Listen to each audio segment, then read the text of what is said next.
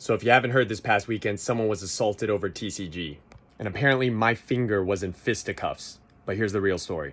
This is why unsubstantiated claims on Twitter are pretty dangerous. But we're gonna talk about it. Yeah. Okay, thank you for doing this. I just have a question about if you were here the night of the first year One Piece tournament at Anime Imports that happened in the afternoon. I ran it. Yep, you ran it.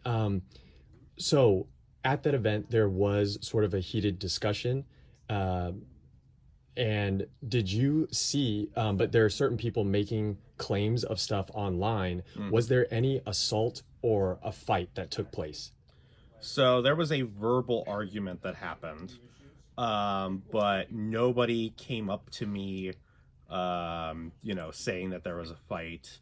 I think I even asked when, both of you came up, hey, did anybody actually see what happened? And nobody, saw any, fighting or anything. Because there wasn't one. I just want to point out that I obviously sound flustered, and I was, because I've been dealing with this for the past 2 days where I've been thinking about it every single second. And so thank you to these guys that have brought their testimonies. Nobody said that anything happened. Right. And then even afterwards, speaking of people saying something happened, did anyone call the shop the next day, whether it be other players of One Piece or the police, to suggest that they saw any inkling of assault take place? Nobody, none of the players called the shop. Nobody called the shop. The police hadn't contacted me at all. So I don't think a police report was filed. Awesome. Okay. And then right. So, and then you're also saying that no police report was filed. And then even after you were helping to mediate the situation, the day the tournament continued, and was there any sort of physicality or fighting or something that took place, or any evidence of any knocked over tables or chairs, or just sign of commotion for the night? No, after I kind of settled you both down, you guys stayed away from each other. So nothing else really happened that night. Yeah, that's it. Okay. That's it. Thank you. No problem. And for the past 2 days, I've been receiving a lot of threats, harassing messages, and unsavory posts like this guy. I've been getting new information every day, every hour of the day. I've been getting bombarded with messages, tweets, etc. And also, I have my regular life and responsibilities. And this is why I can't just clear my schedule and talk to every news or drama or poke drama channel that wants to talk to me and then make videos anyway saying I'm trying to ignore them.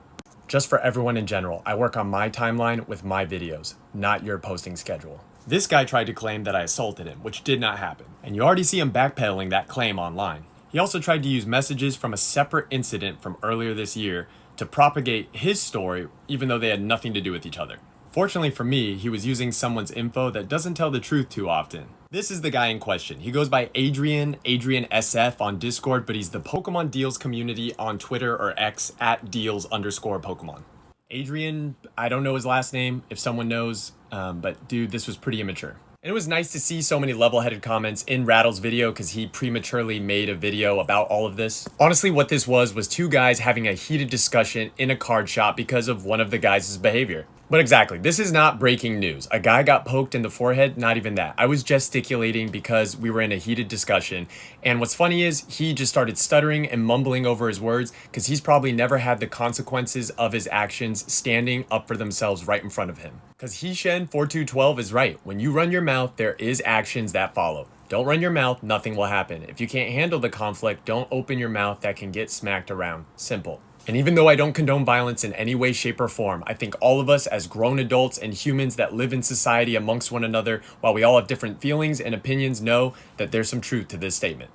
And this is very simple. It's like if you're walking with your wife and someone were to insult her right in front of you in a very horrible way, you're not maybe gonna, get aggressive or throw a punch, but you will stick up for her. And that's something you should do for yourself and others that you love.